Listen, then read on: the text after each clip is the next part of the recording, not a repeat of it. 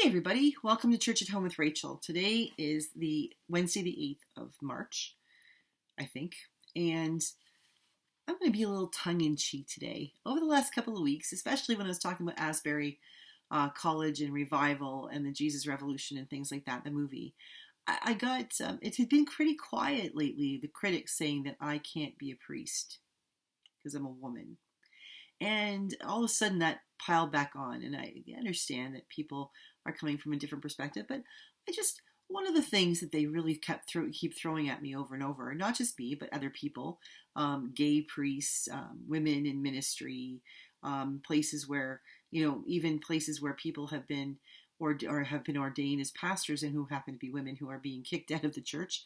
Like there was a big one, this, I think, was at Saddleback Church where, Rick Warren, I think, please correct me if I'm wrong, but a couple of weeks ago somebody mentioned to me, I looked it up, that the guy who did the Purpose Driven Life, that the church he had been pastor in had raised up a pastor or several women to be ordained and considered to be pastors in their churches. They're not lead pastors, but to be pastors.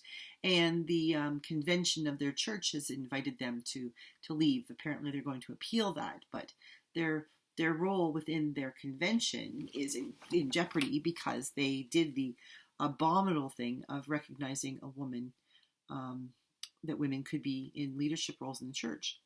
And so I've been thinking about that. And like I said, it's a little tongue in cheek. You know what? I have no issue if people think that women shouldn't be ordained. I really don't. What I take it, if that's how they believe, absolutely, more power to them, so to speak. I don't agree with them, but I don't agree that, lemon meringue pie is the best pie ever. And I don't agree that the Bible is inerrant. And there's lots of people who do, who think that. That's okay. I am totally comfortable in my own skin and my own belief systems, which, along with a book that I'm reading by Brian McLaren right now about doubt, just makes me, I have enough issues with my own thought process. I don't need to be jumping down the throat of others. However, I take issue when people determine that they can't simply allow me to do me. You do you, I'll do me. When people get really, nasty and say that I can't be ordained, that my orders are not valid, or that I'm simply not a priest, they just actually deny who I am, then I get a little touchy about that.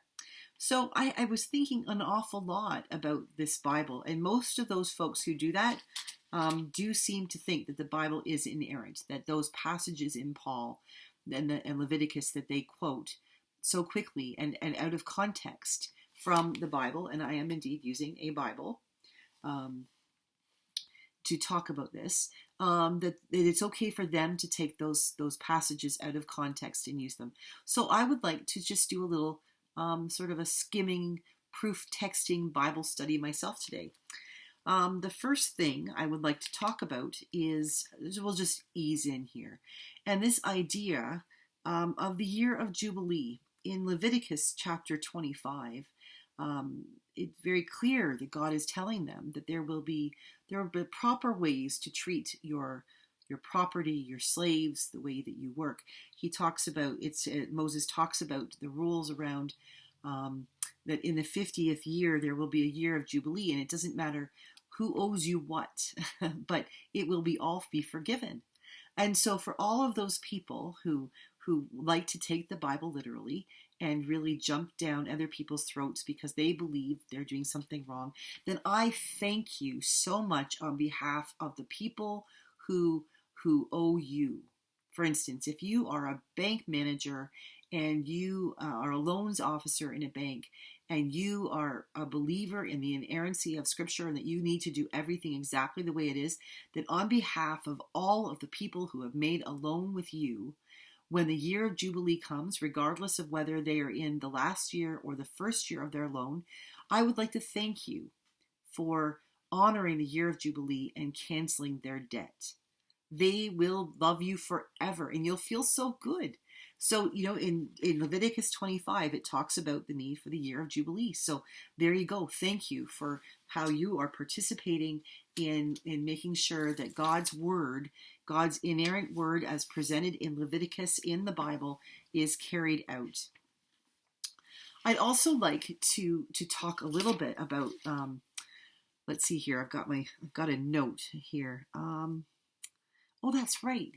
You know, I lived for a long time in Nova Scotia, and if you've ever been to Nova Scotia, you know that seafood is the be all and the end all. Everybody who goes to Nova Scotia wants the lobster. As a matter of fact, when you go to the airport, the international airport in Halifax, you go through customs, or you go through security, and when you get to that part where you can just wander around, wait for your plane, there's actually a store where you can go to buy lobster, and then you can carry it. It can be carry on your plane, so you can take fresh lobster home with you.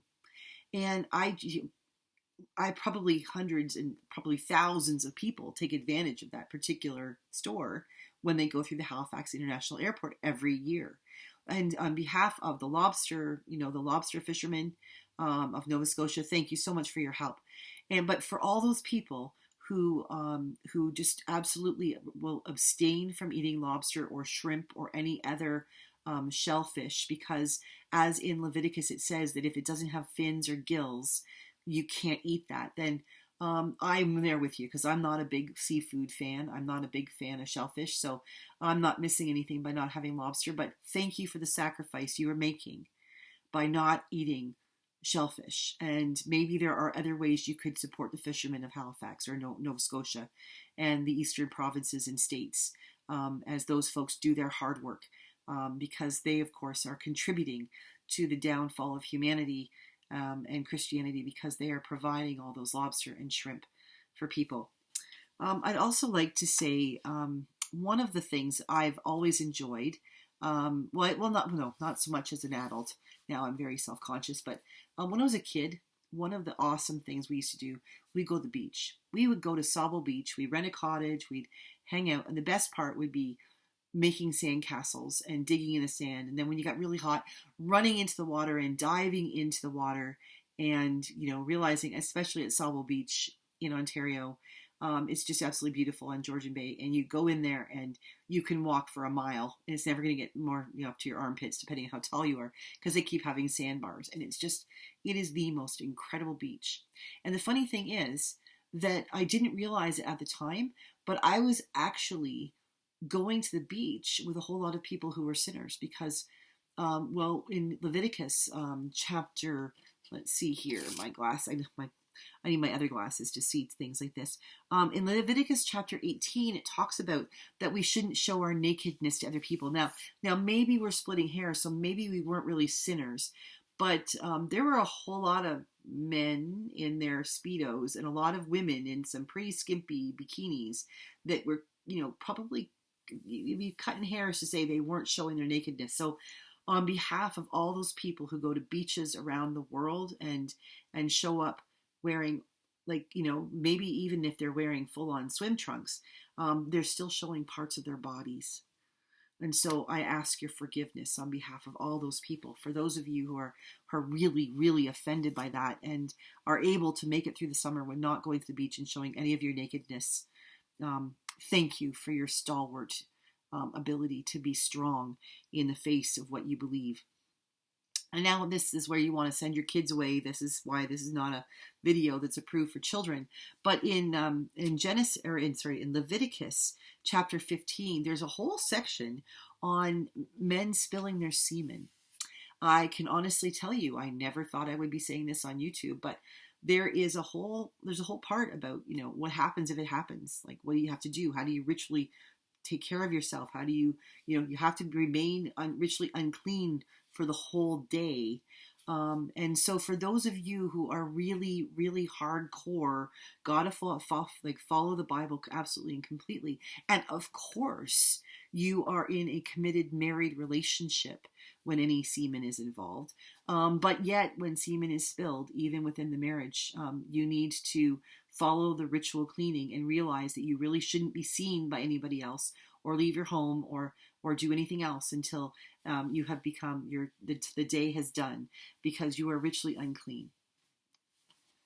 I told you I was going to talk tongue in cheek. Do I believe any of that? Not really. I think that those laws were created for a purpose. Shellfish, people probably didn't know how to clean it and how to cook it properly, and it probably made people sick. And that would probably be why it was anathema, why there was a reason not to have it.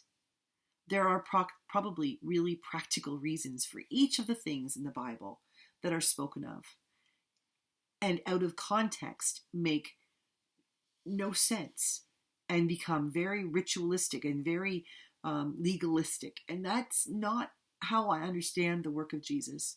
The fact is, Jesus never said that women couldn't go and tell people. As a matter of fact, in the Gospel for Lent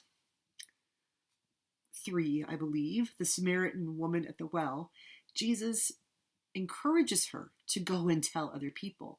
And she does, and they believe her, and they come back, and then they believe for themselves. Jesus chose that woman to go and share the news about who he was and that he was there. Jesus then chose Mary Magdalene to go and tell the others. Who cares if she only told men? Jesus told her, first apostle, told her to go and tell other people about him. How do you take 1 or 2 or 3 or 10 verses completely out of context from some of Paul's letters or some parts of the Old Testament and propound that those are the things, that this is the way Christianity should be, when we have 4 whole Gospels that talk about Christianity, Christ, the study of Christ, the being like Christness that we are called to be?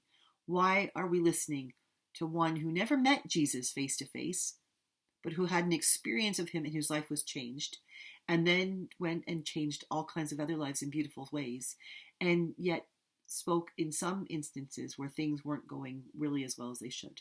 And those things are the things people take out. If you want to argue with me or anyone else about a woman being valid in ministry, argue from the Gospels. And I'll sit down with you all day long, and we can have that conversation. But until you can show me where Jesus says that no woman should ever be a priest or a pastor, I find your argument invalid, which is essentially what some people have been saying to me. So, tit for tat. Little tongue-in-cheek, a little bit way out of my lane, but you know what? Every once in a while, it's kind of fun to just blah. Have a great day, and I'll see you tomorrow for Church at Home with Rachel.